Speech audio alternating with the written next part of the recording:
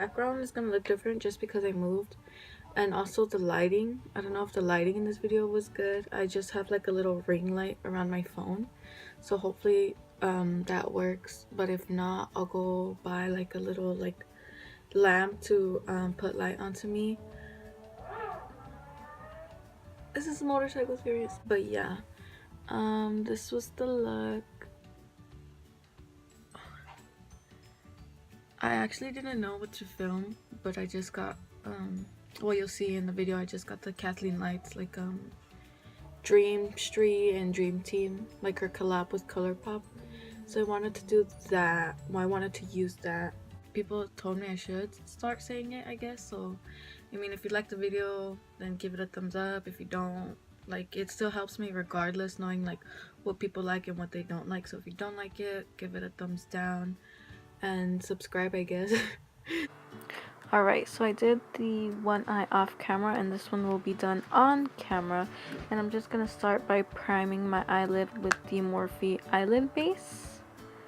And yeah, I really like this eyelid base. The first color I'll be using is Shooting Star from the Dream Street palette made by Kathleen Lights in collaboration with ColourPop.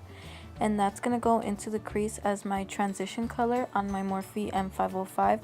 And I'm just gonna kind of blend this into my crease. This is a nice shadow to blend other shadows on top of, because it, on my skin personally, it really doesn't like define anything, so I'm just using it as like a transition color for everything else to blend into.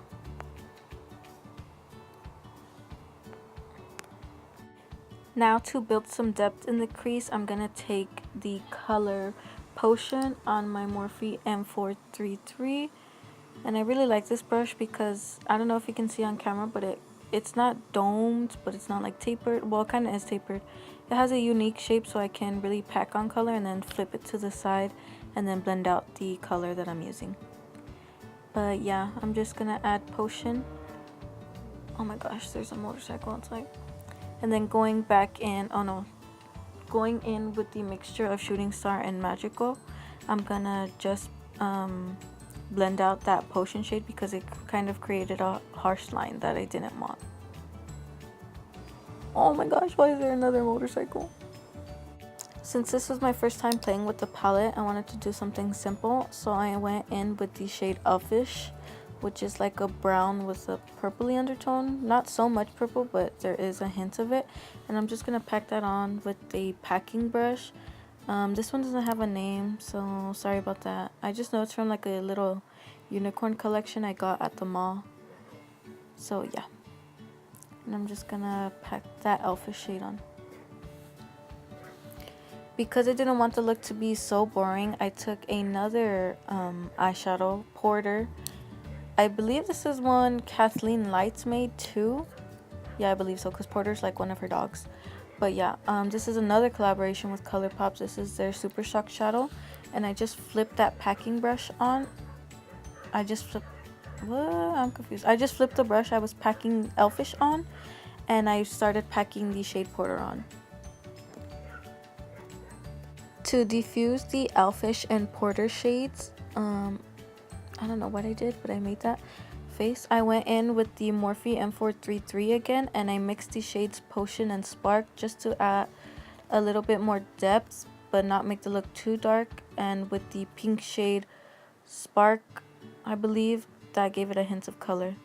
Then going in with Shooting Star and Magical again on my Morphe M505 just to make sure everything's blended out. To prime the face, I went in with two primers. I first went in, well, I showed you the Smashbox Primerizer and then the Urban Decay Optical Illusion. But first I applied the Urban Decay Optical Illusion Primer. And then for moisturizer, I went in with the Smashbox Primerizer.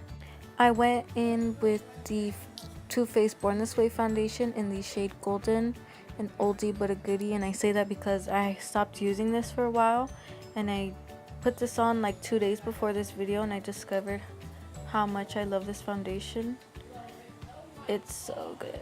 I just don't like the color for me. I kind of had to add a little bit of my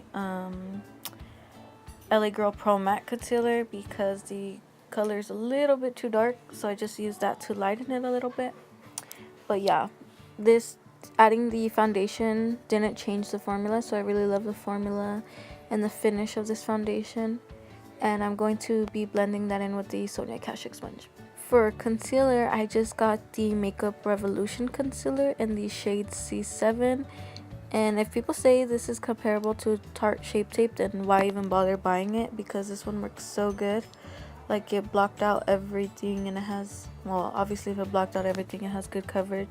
And I really like the formula of it. It doesn't dry out. Ooh, and I was drinking my Starbucks matcha green tea frap. That's so good. And yeah, again, I'm going to be blending that out with the Sonia Kashuk sponge. And it's damp. Not a lot of people, but like my family and stuff ask if I use it damp, and yes, I do use it damp. To set and bake the under eyes, I went in with the Kat Von D Lock It Translucent Powder. And before that, I'm going to blend out any creases that may have formed. And then I'm going to take my damp Sonia Kashuk sponge and press the powder into my under eye. I don't know why that was so hard for me to say, but it was. Then to set the rest of my face, I'm taking the number 7 pressed translucent powder, and I'm just going to take that on a big fluffy brush that came in with the collection of the brush I was talking about earlier, the little unicorn collection. And I'm just going to lightly set my face because my face is dry, but I don't like going on with my day with my foundation being tacky, and powders just blend better when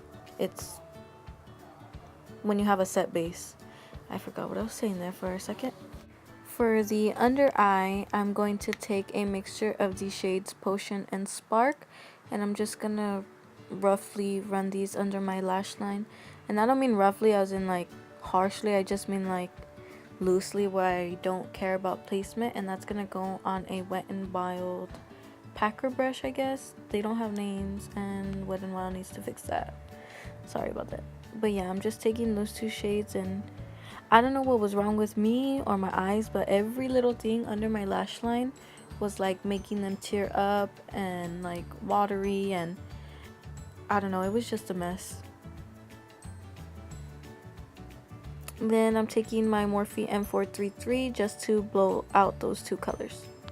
Then to deepen the lash line or darken the lash line, I'm gonna take a Morphe E18. It's like a pencil brush, but it's kind of like thicker than a regular pencil brush, and it's not like pointed, it's just domed. And I'm gonna take, did I already say this shade? Anyways, I'm gonna take the shade Elfish and just run that closer to my lash line. And as you can see, my eyes were not having it. I was getting teary and like they were getting irritated. And yeah, I had to put like eye drops in my eyes like 10,000 times yesterday because I filmed this yesterday. But yeah, my eyes were not having it. Then to bronze, I went in with a deeper bronzer because this one's kind of too reddish for me now. But I went in with it because the Too Faced foundation is the darkest foundation I own. So my other bronzers don't work with it, so I had to go in with this one. This is still good, but without this foundation and my regular foundations on, it kind of makes me look red more than bronzed.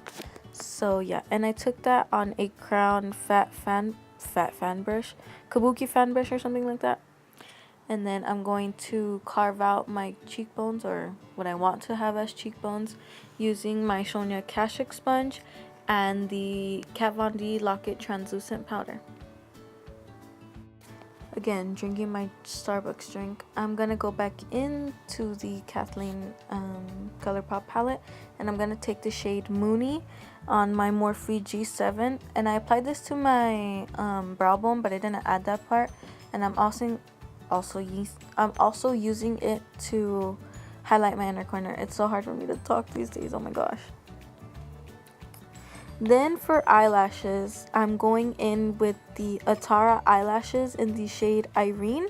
The style Irene. And I just lost these eyelashes, and I don't know what to do because I literally wore these like twice and I already lost them. But yeah, I just added my duo lash adhesive and I just popped those on real quick. And before that, I had curled and put the Urban Decay Troublemaker mascara on. Then to highlight, I took my Nicole Guerrero and Anastasia kit, and on my Morphe M501, I took the shade, oh, I don't know what it is, Forever Lit, Forever Young, that purpley-ish middle shade. It's not purple, but it's like, well, it's kind of purple. It has like a purple tint to it. But yeah, I just highlighted my cheekbones. And then with the G7 again, I highlighted down the bridge of my nose, the tip of my nose, and then switching back to the M501, I highlighted my Cupid's bow. We're almost done. So for lips, I wanted, oh, my ears were hurting because of the ear. My ears were hurting because of the ears. My head was hurting because the ears are kind of tight. I got a fat head.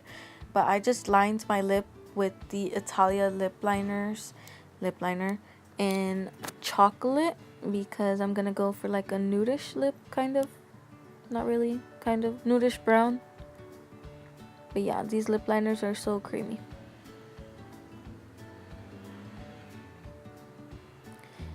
And I just messily filled them in to give that like nudish effect.